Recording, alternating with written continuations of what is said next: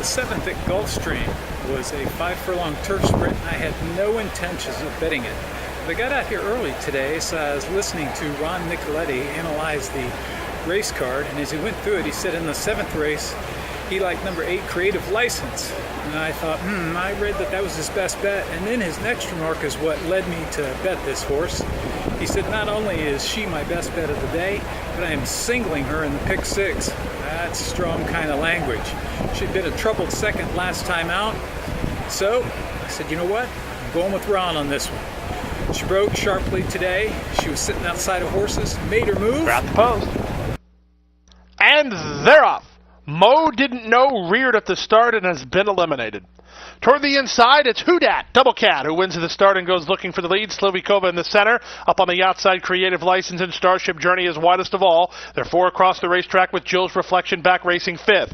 Stretch of 2.5 to La Pansalone's Fancy. Then comes Scat Daddy's Breeze. It's another 7 lengths to Mo Didn't Know, and Irish Platinum is last. They run around the far turn, still 4 horses across the track. From the outside, Creative License farther out in Starship Journey. At the rail, Do That, Double Cat. In between horses, Slovikova. Stretch of 3 to Scat Daddy's Breeze, and on the inside, Jill's Reflection.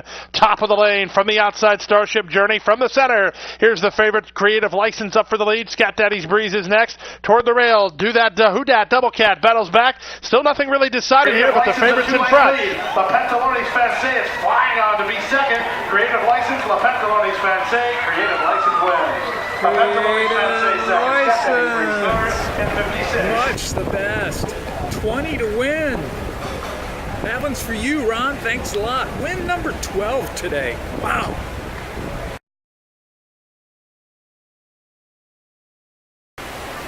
Beginning in August, I will focus in on daily handicapping of Woodbine Racetrack in Toronto, and I'll be going up there in September for the Woodbine Mile.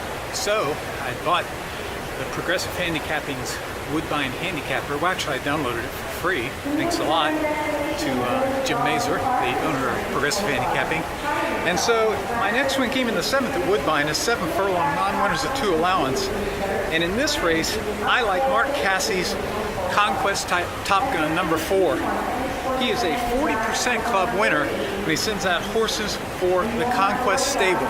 This horse looked much the best, loves synthetic track, sat right behind the long shot leaders into the turn, swung off the rail, 3 ride. On the outside, Cheap Chatos coming right back, and Conquest Top Gun is wheeled to the far outside and is making his move now for Patrick Husbands as they come to the final furlong, and Conquest Top Gun has taken a clear lead. Sniper gains ground on the outside in the pink cap. Conquest Top Gun.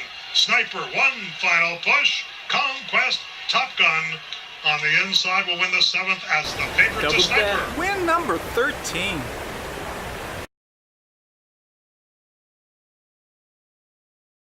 The 8th at Gulfstream was my best bet of the day locally. I like number 5, Requit.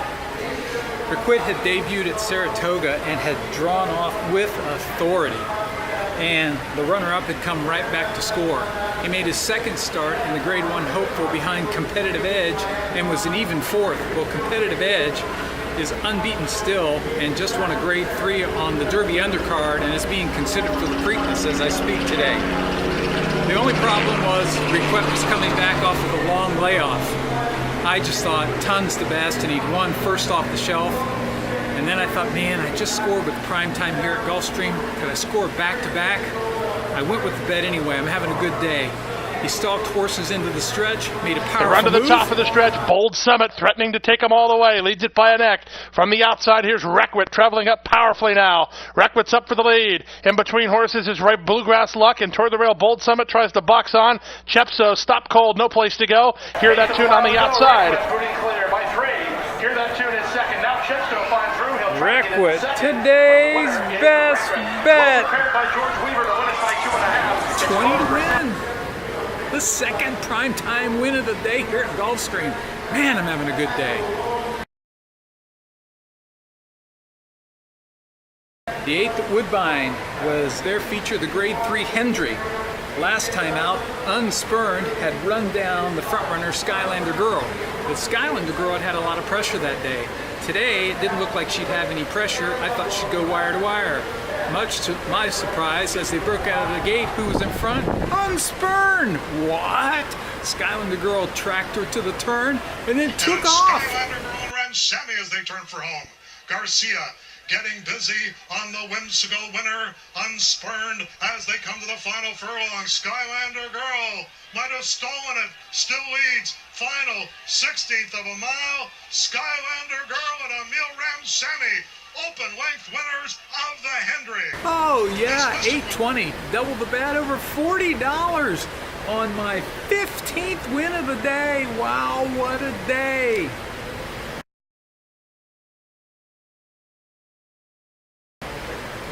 The night that Churchill Downs maiden special weight 3-year-olds number 4 Academic Break was my pick. Back-to-back second place runs. Today got a big jockey upgrade. I only went the minimum today. She's being heavily bet early on. Floated up to 2-1. As they left to the gate, oh, she was dead last. I looked down at my notes. Who's the big rider upgrade? None other than Julian Leparoux. He always stiffs me, and then all of a sudden, big move. Academic Break is making progress too. 5 lengths to make up, needs to find a way out. Meanwhile, Purse Strings had to slam on the brakes outside the quarter pole. She's a True Beauty is off the turn in front. Threat of Life on the outside is coming on now. Divine Praises between those two. Academic Break down the center of the track. Purse Strings continues in some traffic trying to find a seam. 16th to go. Academic Break comes away with the lead and is opening up late. Academic Break. Julian Leparoux from off the pace to score by 3 in the end. Another Divine winner, Break. 16. Wow.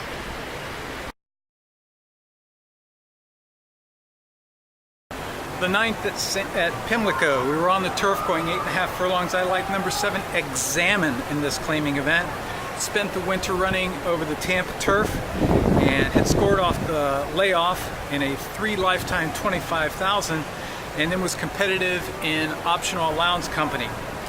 Last out was 4th, beaten 2 lengths as the favorite against Better. I thought she looked really good here. Stalked the pace to the far turn. Even pace now, 3rd position. Still has some more as Examine. Examine switches to the center of the track, and Lightning Electric on the far outside is trying to kick it in as well. They're into the stretch. Capital Fellow now. Examine on the outside. Examine's got that head high in the air, but his Willinghams coming with a run. Stand by your man, Lightning Electric, and Silver Rock in the center of the track. Examine and Capital Fellow. Capital Fellow, Examine. Examine's got the lead finally in the last 16th of a mile. Examine and Alex Cintron. Capital Fellow the second. Examine becomes my 18th winner of the day. Just an astounding run today. The 10th at Churchill, we were on the turf, a non-winners 2. I like the upset in number 2, Canny Nanny. She was consistent as the day is long. This 5-year-old mare hit the board in all 6 turf starts and never been out of the exact at this distance, 4-2-2-0. A little leery of her work recently, 47th of 48, yikes. But she was second by a neck over a yielding ground at Keeneland. The crowd let her go at 7-2. She is mid-pack, looking for somewhere to run. The rail opened up. Naples Gold goes wide too.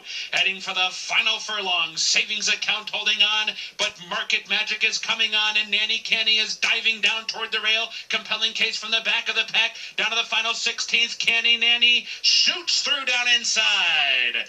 And Canny Nanny full of run under the wire. 960 on the Churchill winner. That becomes my 19th winner of the day. Almost $50. Man.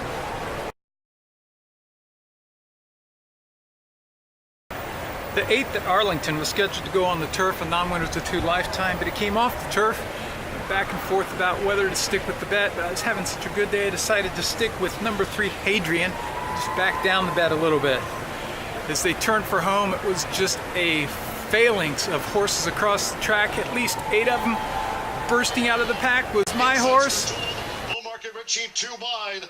They're swallowed up Chaz Tom. 3/4 in 113 flat. It's Hadrian and Clever Yank the 2. A furlong to go. Hadrian has stonewalled Clever Yank on the outside. It's Hadrian. And Hadrian has won it from Clever Hadrian, Yank. win number 20 on the day. What an amazing day. Man, I hope it's as good next weekend at Pimlico for Preakness weekend. Close out an amazing day.